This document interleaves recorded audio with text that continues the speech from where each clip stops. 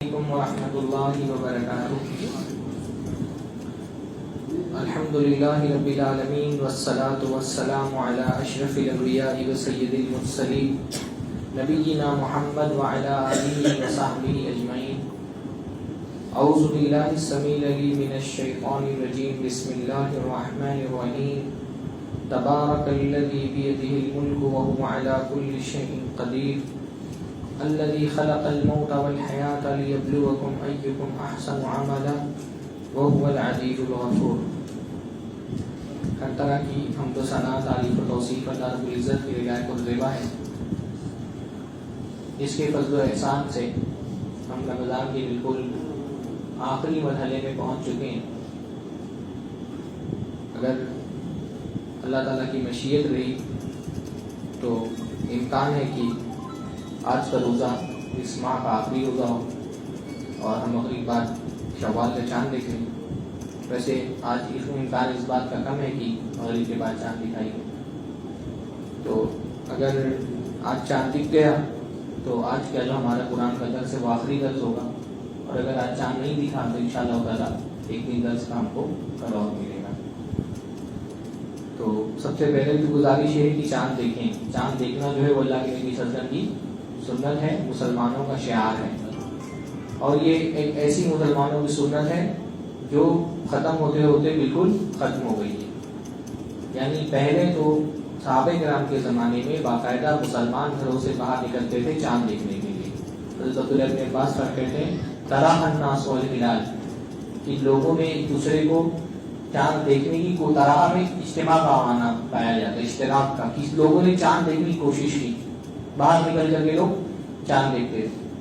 تو یہ مسلمانوں کا شعار ہے چاند دیکھنا، اور خاص طور پہ علماء نے یہ لکھا ہے کہ چاند دیکھنا فرض کفایہ ہے۔ فرض کفایہ کا مطلب ایک علاقے کے سارے لوگوں کو چاند دیکھنا ان پر واجب ہے۔ اگر کچھ لوگ چاند دیکھ لیں گے، کوشش کریں گے چاند دیکھنے کی، تو دوسروں کو گناہ نہیں ملے گا، لیکن کوئی بھی اگر چاند دیکھنے کے لیے باہر نہیں نکلے گا تو سب گنہگار ہوں گے۔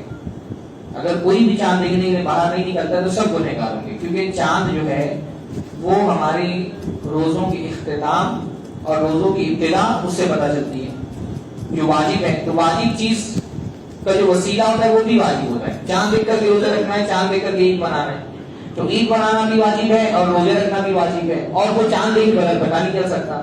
تو جس کام کے بغیر کسی واجب پر عمل نہ ہو سکتا وہ کام بھی کیا ہوتا ہے؟ واجب ہوتا ہے۔ تو چاند دیکھنا فرض کفایہ ہے، چاند دیکھیے، ٹھیک ہے۔ یہ ایک مزاج ہمارے یہاں پہ بن گیا ہے۔ میں کیونکہ صوبائی جمعیت احمدیہ ممبئی کی طرف سے چاند دیکھنے کی ذمہ داری میری ہے، اس کا اعلان نکالنے کی ذمہ داری میری ہے۔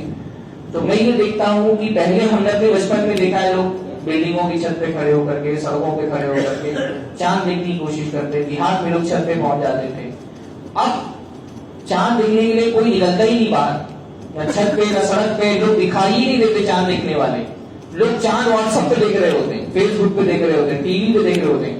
اللہ کے بندو، چاند جو ہے نا وہ ٹی وی پہ یا موبائل پہ نہیں دکھائی دیتا، چاند آسمان پہ دکھائی دیتا۔ تو آپ لوگ چاند دیکھتے نہیں ہیں، اس کے بعد اختلاف ہوتے تو بولتے مولوی لوگوں نے جھگڑا کر دیا۔ ارے بھائی نہیں روکی تو اختلاف ہی ہوگا نا، جب چاند نہیں روکی تو اختلاف ہی ہوگا، اس میں مولوی کا کیا قصور ہے؟ یہ مولوی جو ہے نا دنیا کی سب سے مظلوم مخلوق ہے۔ جی ہر الزام کا ٹھیکہ اس کے سر پہ جا کر کے پھوڑ دو، اپنا کچھ مت کرو اور امت کی ساری پریشانیوں کو اس کے سر پہ ڈال دو، اپنا بھی تو کچھ کرنا ہے کہ سب مولوی کر کے دیں گے۔ تو چاند دیکھنے کی کوشش کریں۔ چاند دیکھنا اللہ نے مولویوں پہ واجب نہیں کیا ہے، پوری امت پہ واجب کیا ہے۔ تو سب کی ذمہ داری ہے کہ چاند دیکھنے کی کوشش کریں، اور پھر چاند دیکھیں تو دعا بھی پڑھیں، وہ بھی ایک ثواب کا کام ہے۔ اللہم اہل ولینا بالامن والایمان والسلامۃ والاسلام ربی وربک اللہ۔ تو اگر آج چاند دکھا تو کل کا دن عید کا دن ہوگا، اور انشاءاللہ تعالیٰ عید کی جماعت 7:30 بجے غالباً ہے یہاں پر، 7:30 بجے انشاءاللہ مجھے ایک ذمہ داری دی گئی عید کی نماز پڑھانے کی اور عید کا خطبہ دینے کی۔ اور ابھی اگر چاند نہیں دکھا تو پرسوں انشاءاللہ تعالیٰ عید کی نماز ادا کی جائے گی، ٹائم وہی رہے گا 7:30 بجے کا۔ تو وقت پر عید کی نماز کے لیے بھی پہنچیں گے، عید کے خطبے میں بھی شامل ہیں۔ آج ہم انشاءاللہ تعالیٰ 29ویں پارے کی سورت سورۃ الملک، اس کا ترجمہ اور تفسیر دیکھ لیتے ہیں۔ کل اگر انشاءاللہ تعالیٰ اللہ نے موقع دیا تو سورۃ العصر جو قرآن کریم کی بہت اہم ترین سورت ہے، انشاءاللہ تعالیٰ اس کی تفسیر ہم دیکھیں گے۔ اور اگر کل نہیں ہوئی سورۃ العصر کی تفسیر تو کبھی نہ کبھی انشاءاللہ تعالیٰ سورۃ العصر کی تفسیر ہم لوگ لے لیں گے، جمعہ کو لے لیں گے انشاءاللہ۔ بسم اللہ الرحمن الرحیم تبارک الذی بیدہ الملک وہو علی کل شیء قدیر. تبارکہ میں نے بتایا تھا آپ لوگوں کو کہ قرآن مجید میں چند ہی مقامات ہیں جہاں پہ لفظ آیا ہے تبارکہ، اس میں سے سورہ ملک بھی ہے.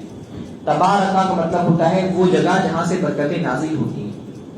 اس لیے علماء نے کہا ہے تبارکہ کا لفظ اللہ کے علاوہ کسی اور کے لیے استعمال نہیں کیا جا سکتا. تبارک الذی بیدہ الملک، اللہ ہی کی ذات ہے جہاں سے برکتیں اترتی ہیں، رحمتیں اترتی ہیں. وما بکم من نعمۃ فمن اللہ، جو بھی تم کو نعمت ملی ہے اللہ کے دینے سے ملی ہے. اور یہ بڑا پیارا توحید والا کلمہ ہے، کیونکہ جو کافر ہیں وہ یہ سمجھتے ہیں کہ برکتیں الگ الگ جگہ سے آتی ہیں. وہ سمجھتے ہیں کہ اولاد کوئی اور معبود دیتا ہے، مال کوئی اور معبود دیتا ہے، جنگوں میں نصرت کوئی اور معبود دیتا ہے، بیماریوں سے شفا کوئی اور معبود دیتا ہے. ہر نعمت کے لیے انہوں نے الگ الگ معبود طے کیے ہوئے. اللہ تعالیٰ نے بتایا نہیں، جتنی بھی تم کو نعمتیں ملی ہیں اللہ تعالیٰ کے دینے سے ملی ہیں، جس کے ہاتھ میں ساری کائنات کی بادشاہ ہے. ساری دنیا اللہ تعالیٰ کی ملکیت ہے، سب کچھ اللہ تعالیٰ کا غلام ہے، سب کچھ اللہ تعالیٰ کے کنٹرول میں. بھئی اللہ نے کائنات بنائی نا، اصل یہ کیا ہے؟ خالق ہی مالک ہوتا ہے، سوائے اس کے کہ مالک اپنی ملکیت کسی اور کو ٹرانسفر کر دے. میں نے کوئی چیز بنائی اس کا مالک کون ہوں؟ میں اپنی اس ملکیت کو کسی اور کو دے دوں کہ میں تم کو اس کا مالک بناؤں گا، تو دوسرے بھی بن جائیں گے. کائنات کیونکہ اللہ نے پیدا کی تو خالق اکیلا وہی ہے، اور اس نے پھر اس کی ملکیت کسی اور کو نہیں دی، اپنے پاس رکھی. تو ہر چیز کا مالک اللہ ہے. زمین و آسمان کا مالک اللہ ہے، شجر و حجر کا مالک اللہ ہے، جنات کا مالک اللہ ہے. نبیوں کا مالک کون ہے؟ نبیوں کا مالک بھی اللہ ہے. اولیاء کا مالک بھی کون ہے؟ اللہ ہے. ساری کائنات مملوک ہے، غلام ہے، اللہ مالک ہے. تو مانگنا مالک سے چاہیے، غلاموں سے مانگنا چاہیے؟ مالک سے مانگنا چاہیے. مشرک اتنا کم عقل ہے، مالک کو چھوڑ کر کے غلاموں سے مانگ رہا ہے. جو دیتا ہے اس سے نہیں مانگتا، جو خود محتاج ہے ان سے مانگ رہا ہے. وَهُوَ عَلَى كُلِّ شَيْءٍ قَدِيرٌ، اور وہ ہر چیز پر قادر ہے. یہ جو عقیدہ ہوتا ہے نا اللہ ہر چیز پر قادر ہے، ایمان والے بندے کا ایسا پختہ عقیدہ ہے جس سے اس کا دل مضبوط ہوتا ہے، وہ کبھی مایوس نہیں ہوتا. مشکل سے مشکل ترین حالات میں اس کو پتا ہے میں جس رب سے مانگ رہا ہوں اس کے لیے کچھ بھی مشکل نہیں ہے. وہ دینا چاہے تو کوئی روک نہیں سکتا، اور وہ نہ دینا چاہے تو کوئی دے نہیں سکتا. تو وہ ہر حالت میں، مشکل ترین حالات میں ایمان والا بندہ ہمت نہیں آتا. اس لیے قرآن میں کہا گیا کہ اللہ کی رحمت سے مایوس صرف گمراہ لوگ ہوتے ہیں. گمراہ لوگ اللہ کی رحمت سے جو مایوس ہو جائے وہ گمراہ ہے. جو ایمان والا بندہ ہے وہ تو اسباب نہ بھی دکھ رہے ہوں، اس کو تو یہ پتا ہے میرا رب دے کے آئے گا تو اسباب پیدا کر دے گا. میرا رب زندگی دینا چاہتا ہے تو حضرت یونس کو مچھلی کی پیٹ میں بھی رزق فراہم کر دیتا ہے. حضرت ایوب کو بیماری سے، سخت ترین بیماری سے شفا دے سکتا ہے. حضرت یوسف علیہ السلام کو کنویں کے گہرائیوں سے نکال کر کے حکومت کے تخت تک پہنچا سکتا ہے. میرے رب کے لیے کیا مشکل ہے؟ تو میں اس کو چھوڑ کر کے کسی اور کے سامنے کیوں ہاتھ پھیلاؤں؟ اللہ سے کبھی بھی مایوس نہیں ہونا چاہیے. اللہ ہر چیز پہ قادر ہے. بندہ اس عقیدے کے ساتھ اللہ سے مانگتا ہے کہ میں کتنی بھی مشکل ترین حالات ہو، میرا رب ہر کوئی اللہ تعالیٰ کے لیے کبھی چیز قدرت سے باہر نہیں جاتی ہے. الذی خلق الموت والحیات لیبلوکم، اللہ ہی ہے جس نے موت اور زندگی کو پیدا کیا ہے تاکہ وہ تم کو آزمائے. یہ ہمارا امتحان چلتا ہے. موت اور زندگی آزمائش کے لیے دی گئی ہے. آزمائش کس بات کی ہے؟ ایکم احسن عملا، کہ تم میں کون ہے جو اچھا عمل کرنے والا ہے، نیکی کرنے والا کون ہے، کس کے اعمال اچھے ہیں. یہ اللہ تعالیٰ کی طرف سے امتحان ہمارے لیے چل رہا ہے. وَهُوَ الْعَزِيزُ الْغَفُورُ، اور وہ غالب ہے لیکن بخشنے والا بھی. تو اللہ تعالیٰ نے یہ زندگی ہم کو امتحان کے لیے دی ہے. ہر آدمی کا ہر لمحہ امتحان ہے. امتحان چل رہا ہے، ہمارا کاؤنٹ ڈاؤن جاری ہے. ہر لمحے میں ہمارا امتحان ہو رہا ہے. زندگی کا ہر لمحہ امتحان ہے. زندگی کو ایمان والا بندہ امتحان سوچ کر گزارتا ہے. اور امتحان میں ڈر کس بات کا ہوتا ہے طالب علم کو؟ کہیں مجھ سے کوئی غلطی نہ ہو جائے، کہیں کوئی چوک نہ ہو جائے، کہیں کوئی ایسا عمل نہ ہو جائے جس سے میرے نمبرات کم ہو جائیں، جس سے میں آخرت میں فیل ہو جاؤں. آخرت کا نہیں، نتیجے کا نہیں ہے. دنیا کی زندگی امتحان کی زندگی. تو امتحان میں تو سب برابر ہوتے ہیں نا، امتحان میں سب برابر ہوتے ہیں. امتحان جب چل رہا ہوتا ہے تو پتہ نہیں چلتا ہے کون کامیاب ہے کون ناکام ہے. اس لیے دنیا کی زندگی میں کسی کو اللہ نے کچھ زیادہ دے دیا ہے تو یہ مت سوچو کہ یہ کامیاب ہے، یا کسی کو کچھ کم ملا ہے تو یہ مت سوچو کہ یہ ناکام ہے. یہ تو سب امتحان چل رہا ہے. یہاں پہ اللہ تعالیٰ کافروں کو بہت کچھ دے دیتا ہے.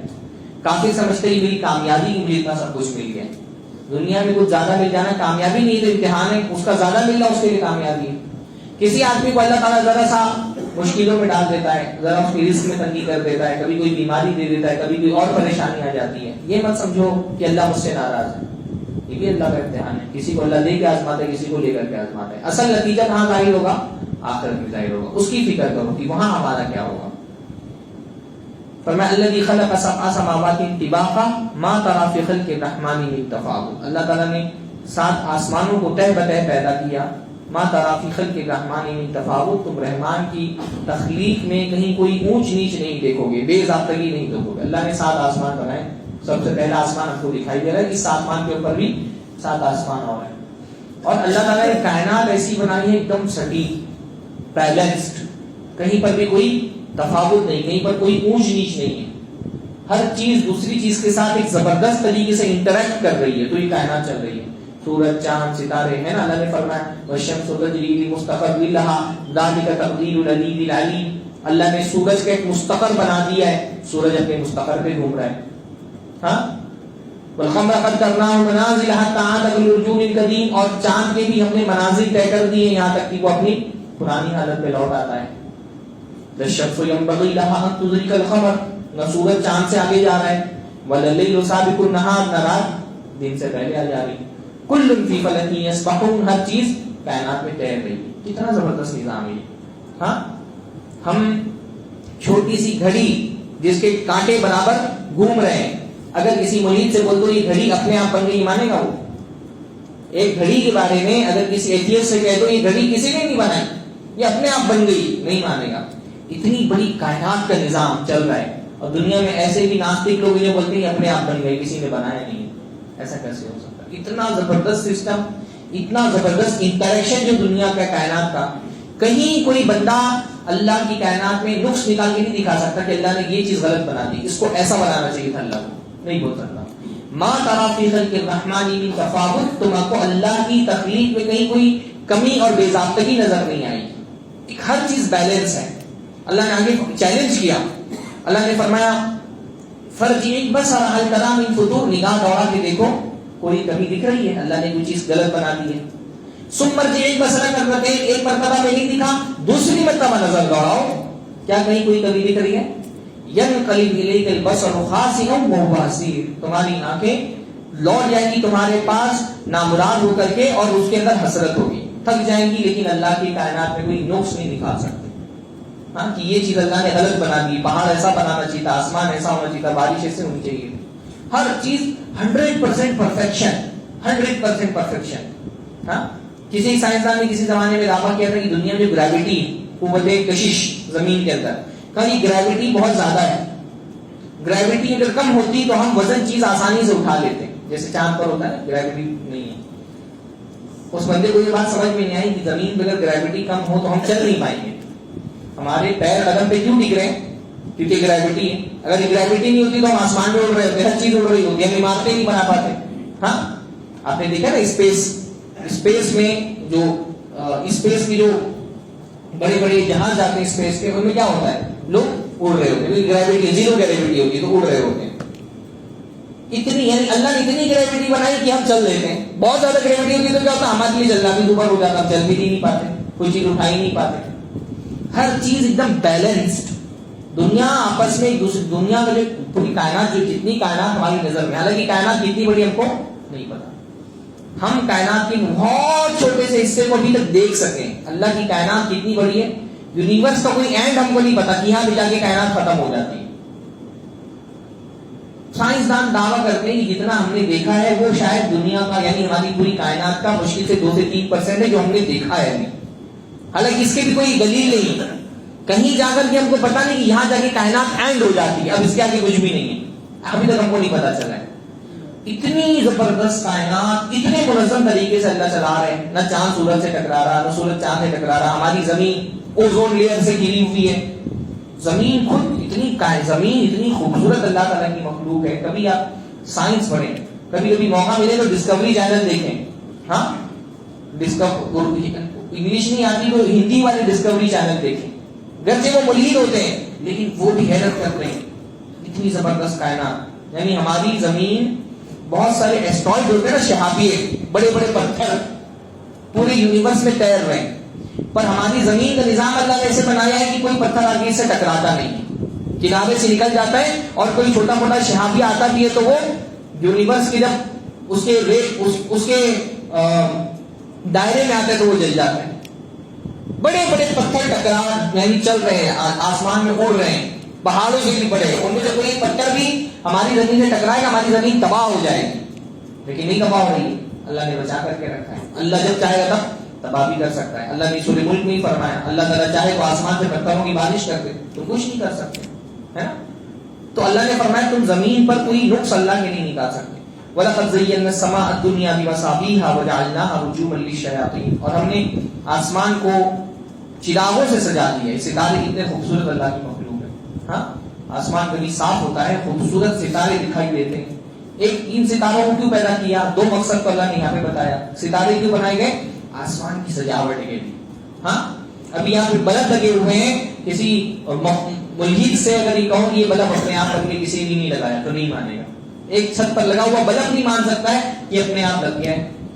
کائنات میں جو آسمانوں میں اتنے حسین ستارے ہیں اس کے بارے میں کہتا ہے یہ اپنے آپ پیدا ہو گئے۔ کتنی کم عقل مخلوق ہوتی ہے ملحد کی، ایتھیسٹ جو ہوتے ہیں۔ اللہ نے پہلی چیز تو بتائی، آسمان کو سجایا اللہ کے ستاروں سے، رجوم للشیاطین، اور اس سے شیطانوں کو رجم کیا جاتا ہے۔ شیطان جو آسمانوں کی بات سننے کے لیے اوپر کی طرف جاتے ہیں ان کو اس سے فرشتے مارتے ہیں۔ اور تیسری ایک مقصد اللہ تعالیٰ نے بتایا کہ راستے والے مسافر جو ہوتے ہیں وہ ان سے اپنا راستہ طے کرتے ہیں۔ پہلے زمانے جو سمندر کے اور صحرا کے سفر ہوتے تھے تو جو مسافر ہوتے تھے ان کو اپنی سمت کیسے پتہ چلتی تھی؟ ستاروں کو دیکھ کر کے پتہ چلتی، ستاروں کو دیکھ کر کے ان کو سمجھ میں آتا تھا کہ ہم کس سمت میں جا رہے ہیں، ورنہ وہ بھٹک جائیں گے۔ صحرا میں کوئی سڑکیں نہیں ہوتی تھی، سمندر میں کوئی سڑکیں نہیں ہوتی ہیں، ستاروں کو دیکھ کر کے وہ طے کرتے تھے کہ ہم کس سمت میں جا رہے ہیں۔ وَأَعْتَدْنَا لَهُمْ عَذَابَ السَّعِيرِ، اور شیطانوں کے لیے تو ہم نے جہنم کا عذاب بھی تیار کر کے رکھا ہے۔ وَلِلَّذِينَ كَفَرُوا بِرَبِّهِمْ عَذَابُ جَهَنَّمَ، اور جنہوں نے اپنے رب کے ساتھ کفر کیا ہے ان کے لیے جہنم کا عذاب ہے۔ بئس المصیر، وہ بہت برا ٹھکانہ ہے۔ اذا القوا فیہا سمعوا لها شہیقا وہی تفور، تو جب وہ جہنم میں ڈالے جائیں گے تو جہنم کی چیخ سنیں گے۔ جہنم جو ہے نا وہ چنگھاڑ رہی ہوگی، اس کی زوردار آواز، دہاڑنے کی آواز سنیں گے اور وہ جوش کھا رہی ہوگی، یعنی جہنم کو بہت غصہ ہوگا کافروں پر۔ جہنم بھی اللہ کی مخلوق ہے نا، اور جہنم بولتی بھی ہے۔ حدیث کے اندر آتا ہے کہ جب بندہ اللہ تعالیٰ سے پناہ مانگتا ہے دن میں یا رات میں، اور بعض روایتوں میں 3 مرتبہ ہے، بعض روایتوں میں 7 مرتبہ ہے، کہ اگر 7 مرتبہ یا 3 مرتبہ جب اللہ تعالیٰ سے پناہ مانگتا ہے تو جہنم کہتی ہے اللہ تعالیٰ اس کو پناہ دے دے۔ جہنم شعور والی، جہنم کو احساس ہے، اور جہنم بہت ناراض ہے ان لوگوں سے، کافروں سے، مشرکوں سے، فاسقوں سے۔ تو جب یہ کافر لوگ جہنم میں ڈالے جائیں گے جہنم غصے سے چیخ رہی ہوگی۔ وہی تفور تکاد تمیز من الغیظ، اللہ تعالیٰ فرماتے ہیں قریب ہے کہ غصے کے مارے پھٹ جائے، اتنا غصہ ہے اس کو، پھٹ نہ جائے غصے کے مارے۔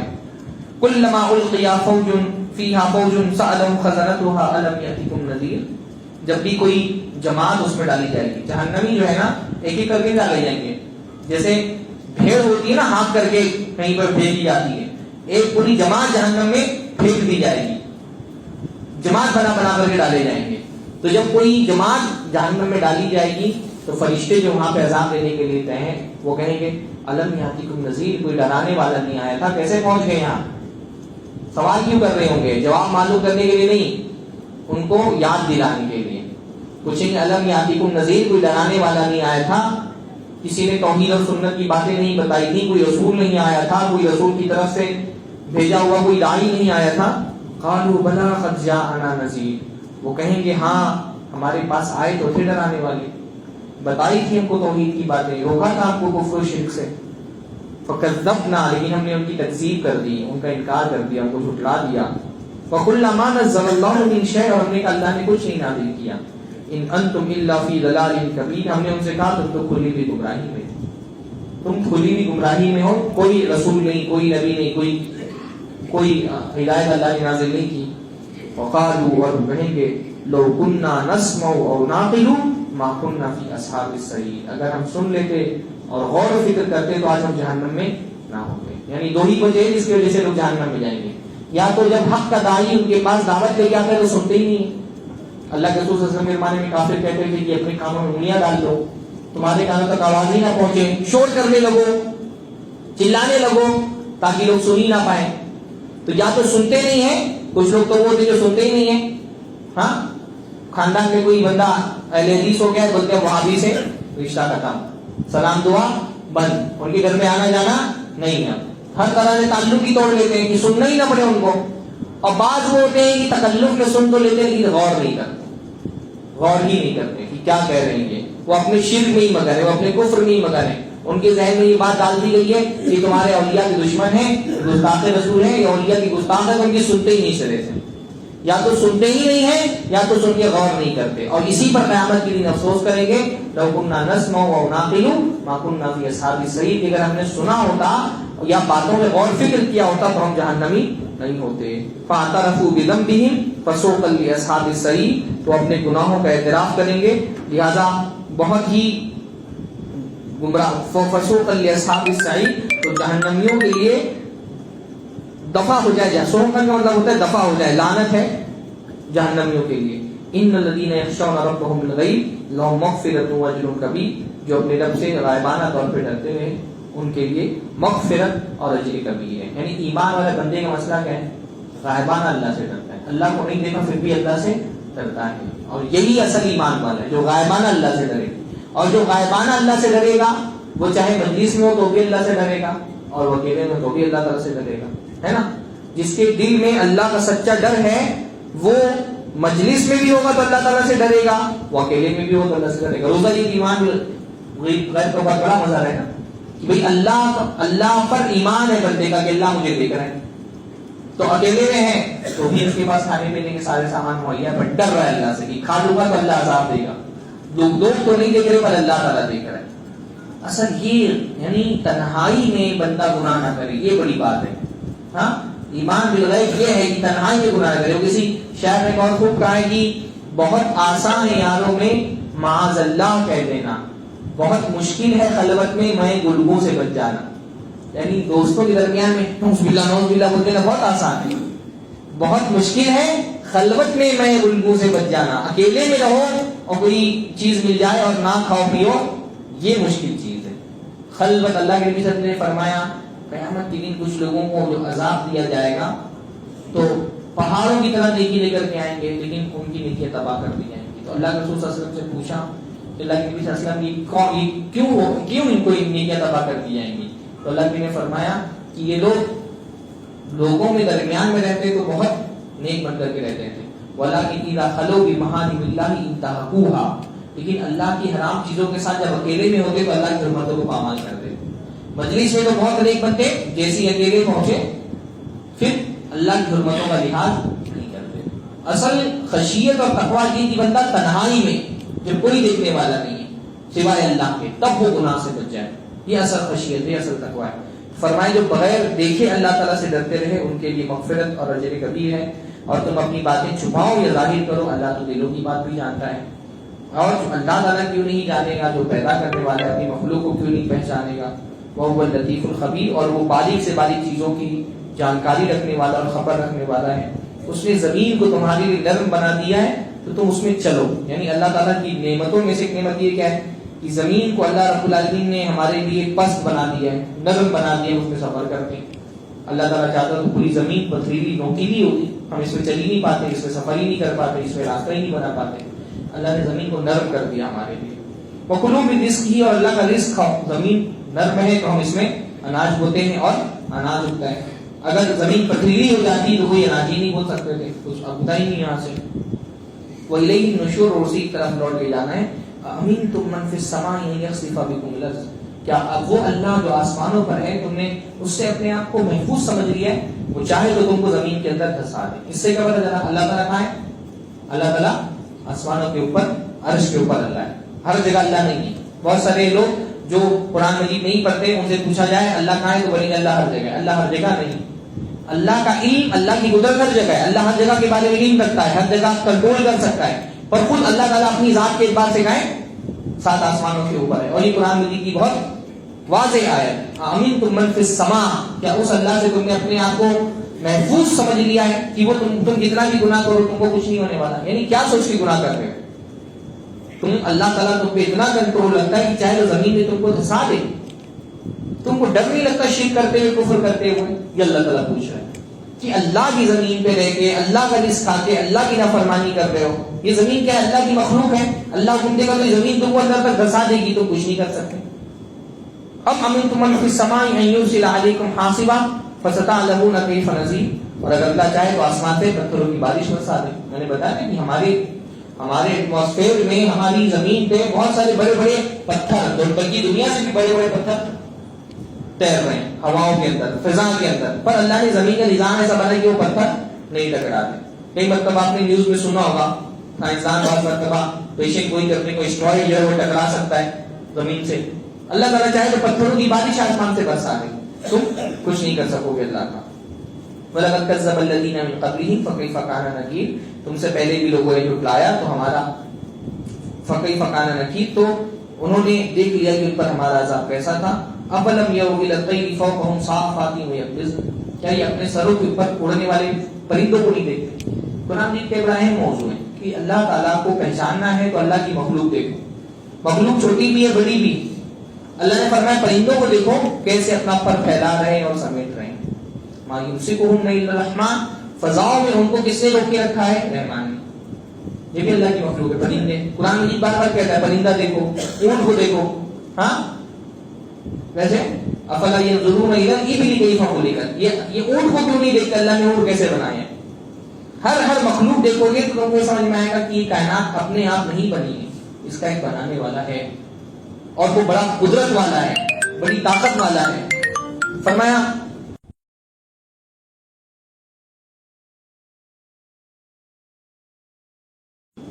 پرندے کیا ہوتے ہیں بھائی؟ دنیا میں زمین پہ گریوٹی ہے نا، زمین پہ گریوٹی ہے، پھر اصولاً تو یہ کہ جیسے سیب گر گیا تھا نیوٹن کا زمین پر، تو ایسے پرندوں کو بھی گر جانا چاہیے پر نہیں گر رہے۔ اللہ تعالیٰ نے ان کا جسم بھی ایسا بنایا ہے کہ وہ اڑ سکیں، پر دیے ان کو اڑنے کے لائق، اور ہواؤں کا نظام بھی ایسا بنا ہے کہ ان ہواؤں کی وجہ سے وہ اڑ سکتے ہیں۔ بہت ساری چیزیں مل کر کے انسان کیوں نہیں اڑ سکتا؟ انسان پر لگا لے تو بھی وہ اڑ نہیں سکتا، کیونکہ انسان کا جسم ویسا بنا نہیں۔ پرندوں کا جسم ڈیزائن ہی اللہ تعالیٰ نے ایسا کیا ہے کہ وہ اڑنے کی لائق، اڑ سکتے ہیں، وہ اونچی اونچی اڑان اڑتے ہیں۔ ہاں، اور کبھی میں نے یوٹیوب پہ بعض ایک ویڈیوز دیکھے نا، کسی نے جو ہے باز کے یا چیل کے سر پہ کیمرہ فٹ کر دیا، چھوٹا سا لائیو کیمرہ، اور جب وہ اڑتا ہے نا تو اڑتے ہوئے اس کو جو منظر دکھائی دیتا ہے وہ کیمرے میں ویڈیو میں دکھائی دے رہا ہے، بڑا خوبصورت منظر، اور وہ باز جو ہے اس کی اڑان تو بہت اونچی ہوتی ہے۔ ہاں، کئی بر اعظم وہ لوگ ایک زندگی میں کراس کر دیتے ہیں اڑتے اڑتے، اللہ نے اتنے ان کو صلاحیت دی ہے۔ تو یہ پرندے اللہ کی مخلوق ہیں، یہ جانور اللہ کی مخلوق ہے۔ اللہ نے فرمایا والخیل والبغال والحمیر لترکبوها، خچر کو دیکھ لو اور گھوڑے کو دیکھ لو، گدھے کو دیکھ لو، جہاں جہاں دیکھو گے اللہ کی نشانی تم کو دکھائی دے گی کہ اللہ کی مخلوق کیسی پیاری پیاری دنیا کے اندر ہے۔ تتلیوں کو دیکھ لو، اللہ تعالیٰ نے فرمایا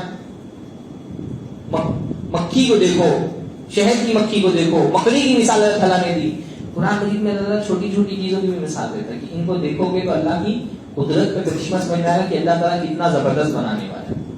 اور جو تم جس کو پکارتے ہو تمہارے معبود لن یخلقوا ذبابا ولو اجتمعوا لہ، تمہارے معبود تو ایک مکھی بھی پیدا نہیں کر سکتے، چاہے سب جمع ہو جائے۔ فرمایا امن ھذا الذی وجند لکم ینصرکم من دون الرحمن، کون ہے جو اگر اللہ تعالیٰ تم کو عذاب دینے آئے تو فوج بن کر کے تمہاری مدد کر دے؟ کوئی کر سکتا ہے مدد؟ اللہ اگر عذاب دینے پر آ جائے، فرشتوں کی فوج بھیج دے، تو کیا ہماری ٹیکنالوجی کام آئے گی کہ ہم ان سے مدد کر لیں، ان سے مدد لے کر کے کسی فوج کی مدد لے کر کے اللہ کی فوج کا مقابلہ کر سکتے ہیں؟ اللہ تباہ کرنے پر آئے، اللہ ایک چیخ بھیج دے گا تو مر جاتے ہیں۔ بعض قوموں کا اللہ نے چیخ بھیج کر کے اللہ کر دیا، ان کے کلیجے پھٹ گئے۔ اللہ کے عذاب کا مقابلہ تو نہیں کر سکتے نا، کہ ہمارے اندر طاقت ہے کہ تھوڑے دیر تک کے لڑ سکتے ہیں، کچھ بھی نہیں طاقت ہے ہمارے اندر، تو پھر ہم کیا سوچ کر کے اللہ کی نافرمانی کرنے؟ بھائی کبھی ہم کسی سے ڈرتے نہیں ہیں کہ ہم اس کا مقابلہ کر سکتے ہیں، اللہ تعالیٰ کی تو عذاب کو کوئی مقابلہ نہیں کر سکتے۔ فرمایا امن ھذا الذی وجند لکم، کون ہے وہ جو تمہاری تمہارا فوج بن کر کے تمہاری مدد کرنے کو آئے گا رحمان کے مقابلے میں؟ کافر صرف دھوکے میں پڑے ہوئے ہیں، یا اگر اللہ اپنا رزق روک لے تو کون ہے جو تم کو رزق دے گا؟ اللہ رزق دینا بند کر دے تو کوئی دنیا میں رزق دے سکتا نہیں دے سکتا. تو جو اپنے سر کے بل چل رہا ہے وہ ہدایت پر ہے، یا جو سیدھے راستے پر چل رہا ہے وہ ہدایت پر ہے. اللہ نے تم کو پیدا کیا، تم کو کان دیے، تم کو آنکھیں دی، تم کو دل دیا، لیکن تم بہت کم شکریہ ادا کرتے ہو. ساری نعمتیں اللہ کی ہیں، اور اللہ نے تم کو زمین پر پھیلایا ہے اور اسی کی طرف لوٹ کر کے جانا ہے. فرمایا یہ لوگ کہتے ہیں کہ کب آئے گی قیامت کے دن اگر تم سچے ہو. کہہ دو کہ قیامت کا دن تو اللہ کے پاس. یعنی بار بار اللہ کے رسول سے بھی کہا جاتا تھا کہ تم کہتے ہو قیامت آئے گی قیامت آئے گی، تو کب آئے گی بھائی؟ ہم تو کفر کیے جا رہے ہیں، ہم تو شرک کیے جا رہے ہیں، کیوں نہیں آ رہی قیامت؟ اللہ تعالیٰ نے فرمایا قل انما العلم عند اللہ، کہہ دیجیے کہ اس کا علم تو صرف اللہ کے پاس ہے، میں تو بس ڈرانے والا ہوں، کبھی بھی آ سکتی ہے. فلما رأوه زلفة سیئت وجوہ الذین کفروا، تو جب اس کو اپنے قریب پالیں گے تو کافروں کے چہرے سیاہ ہو جائیں گے، اور ان سے کہا جائے گا یہی وہ چیز ہے جس کے لیے تم جلدی مچا رہے تھے، جس کو تم طلب کر رہے تھے. قیامت جب بھی آئی گی اچانک ہی آئے گی. جن لوگوں پہ قیامت آئے گی ان کو پتہ نہیں چلے گا قیامت آنے والی، اچانک ہی آئے گی. کہہ دیجئے اگر تمہارا کیا خیال ہے اگر اللہ مجھے ہلاک کر دے اور میرے یا مجھ پر رحم فرمائے تو کافروں کو دردناک عذاب سے کون بچائے؟ یعنی یہ اللہ کے رسول کے بارے میں، صحابہ کے بارے میں انتظار کرتے تھے کہ یہ کسی مصیبت کا شکار ہو جائے. تو اللہ ہم کو ہلاک کر دے یا ہم پر رحم فرمائے، تم کو تو عذاب ملنا ہی ہے، ہماری مصیبت تمہارے لیے تو آسان نہیں ہو سکتی. قل هو الرحمن آمنا به، کہہ دیجئے وہی رحمان ہے، اسی پر ہم ایمان لے کر کے آئے ہیں، اسی پر ہم بھروسہ کرتے ہیں. تم عنقریب جان لوگوں کی کھلی ہوئی گمراہی میں کون ہے. قل ارأیتم ان اصبح ماؤکم غورا فمن یأتیکم بماء معین، ان سے پوچھئے کہ اگر تمہارا پانی زمین کی تہوں میں چلا جائے تو کون ہے جو تم کو پانی لا کر کے دے سکتا ہے؟ اللہ کے علاوہ کوئی نہیں دے سکتا. پانی دنیا میں اتنے سارے سائنسدان مل جائیں، پانی بنا نہیں سکتا کوئی، دنیا میں پانی نہیں بنا سکتا کوئی. پانی کا فارمولا بتا سکتے ہیں، O2 ہے نا، O2 ہے. ہاں اچھا، تو فارمولا بتا سکتے ہیں پانی کا، لیکن پانی بنا نہیں سکتے. پانی بنانے کا اختیار صرف اللہ کو ہے.